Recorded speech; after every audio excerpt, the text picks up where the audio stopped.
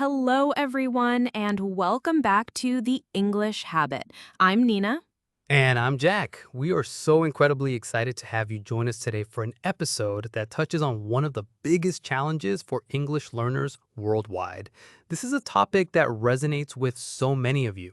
That's right, Jack. Today, we're tackling a very real, very common hurdle, breaking the barrier. How to overcome fear of speaking English.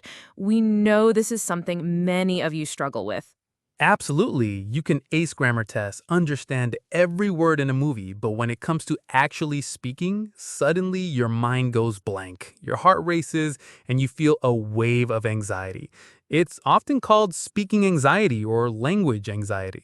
Exactly. It's that moment when you have 1,000 words in your head, but only, comes out.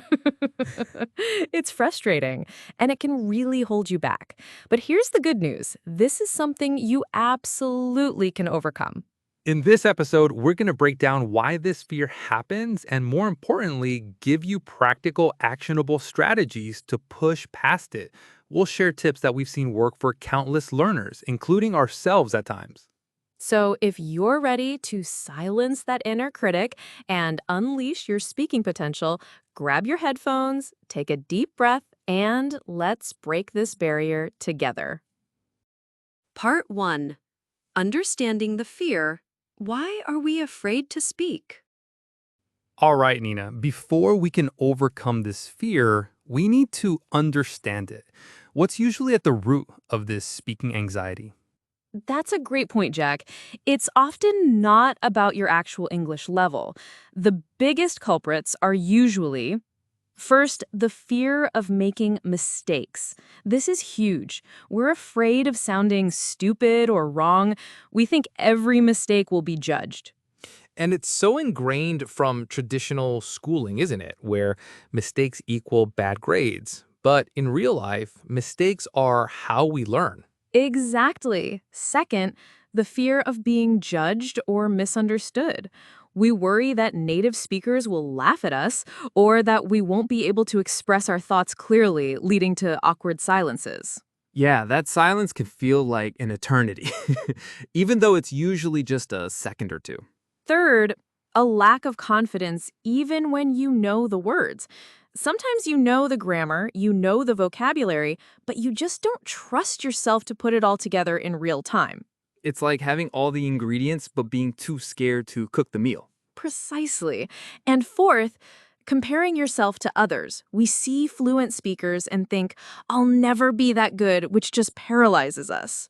That comparison trap is deadly in so many areas of life, and especially in language learning. So understanding these roots is the first step.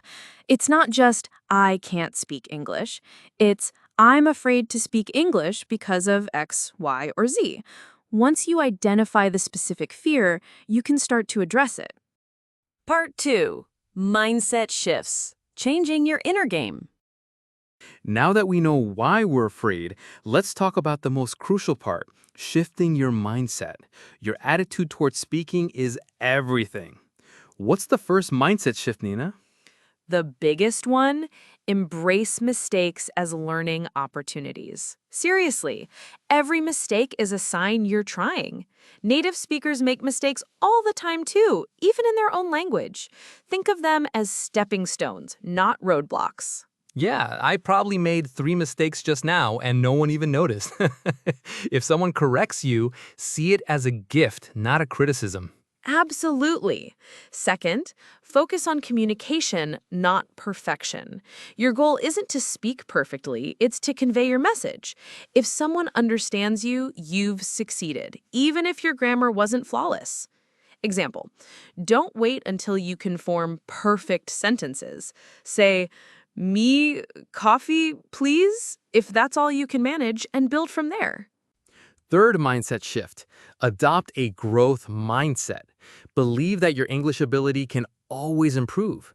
Don't label yourself as bad at speaking. Instead, think, I'm learning to speak and I'm getting better every day. This is so empowering. It turns a fixed I can't into an active I'm working on it. And fourth, lower your expectations initially. You don't need to give a TED Talk tomorrow. Aim for a short greeting, asking a simple question. Celebrate tiny victories. Example, your goal today is just to say good morning to a colleague or order your coffee in English. That's a win.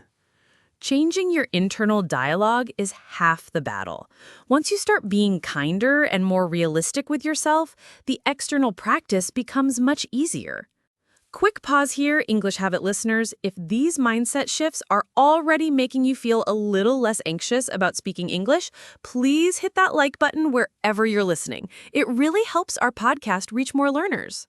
And if you want more empowering English learning tips and to break through your language barriers, make sure to subscribe to the English Habit and ring that notification bell. You won't want to miss our future episodes. Now, let's talk about practical, step-by-step strategies to actually start speaking more. Part 3. Practical strategies, taking small, consistent steps. All right, Nina, mindset is crucial, but now we need action. What's the first practical step our listeners can take? Start small and in a low-pressure environment. Talk to yourself. Seriously, describe your day, narrate what you're doing, practice dialogues. No one is listening, so there's no judgment. Example. Okay, I'm making coffee now. First, I boil the water. Then I forgot the sugar. I do that all the time, and it works. Second, record yourself. This sounds scary, but it's incredibly powerful. You don't have to share it. Just listen back to hear your pronunciation, identify areas to improve, and even notice how much better you sound than you think. Example, record yourself reading a short paragraph from a book. Play it back. Does it sound clear? Third, practice with AI tools like ChatGPT or other apps. As we discussed in our last episode, these are judgment-free zones. Role-play scenarios, ask questions, get feedback on your sentences. Example, prompt ChatGPT, let's role-play. You are a hotel receptionist and I am checking in. Yes, so much power there. Fourth, find a supportive language partner. This could be a friend, a tutor, or someone online who is also learning. The key is supportive, someone who won't judge and encourages you. Example, meet once a week for 30 minutes, agree to only speak English, and forgive each other's mistakes. Absolutely. Fifth, join low-stakes group activities. Think English conversation clubs, online forums, or even a local meetup where the focus is just on practicing, not performing. Example, look for English conversation group Your City on Facebook or meetup.com. Sixth, and this is important, prepare simple phrases for common situations. Knowing what to say when ordering coffee, asking for directions, or greeting someone can reduce anxiety dramatically. Example, before going to a cafe, can I get a drink, please? That'll be amount. Thank you. And seventh, don't translate in your head. Try to think directly in English, even if it's just single words at first. This speeds up your response time. It's hard at first, but it gets easier with practice. Instead of, how do I say 감원, think, thank you, directly. Part 4. Dealing with mistakes and awkward moments. Even with all these tips, you will make mistakes, and there will be awkward moments. How do we handle them, Nina? Great question, because this is where many people give up.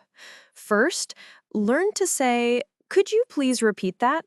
Or, could you speak more slowly? It's perfectly natural, and native speakers are happy to help. Example, sorry, I didn't catch that. Could you please repeat it? And if you make a mistake, don't apologize excessively. A quick oops or my mistake is enough. Don't dwell on it. Just correct yourself and move on. Example, I went to the store, I went to the store yesterday. Exactly. Third, use fillers if you need to buy time. Phrases like, well, can give your brain a split second to catch up. Native speakers use them all the time. Example, what do you think about, the new movie?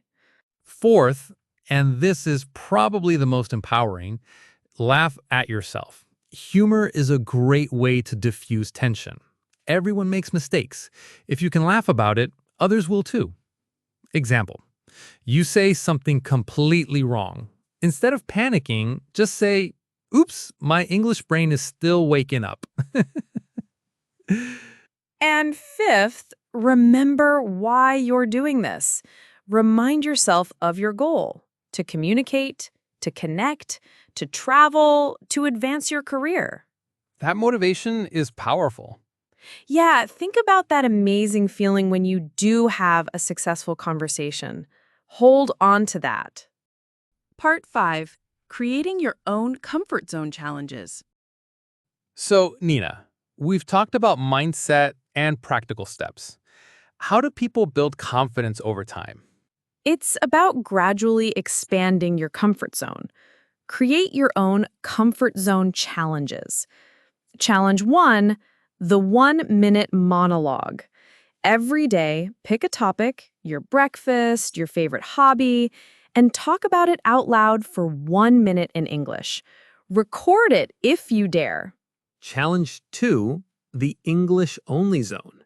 Designate a specific time each day. For example, 15 minutes during your commute, while cooking, where you only think or listen in English. I love that. It makes it a game. Challenge 3, the micro interaction. Set a goal to have one tiny English interaction a day.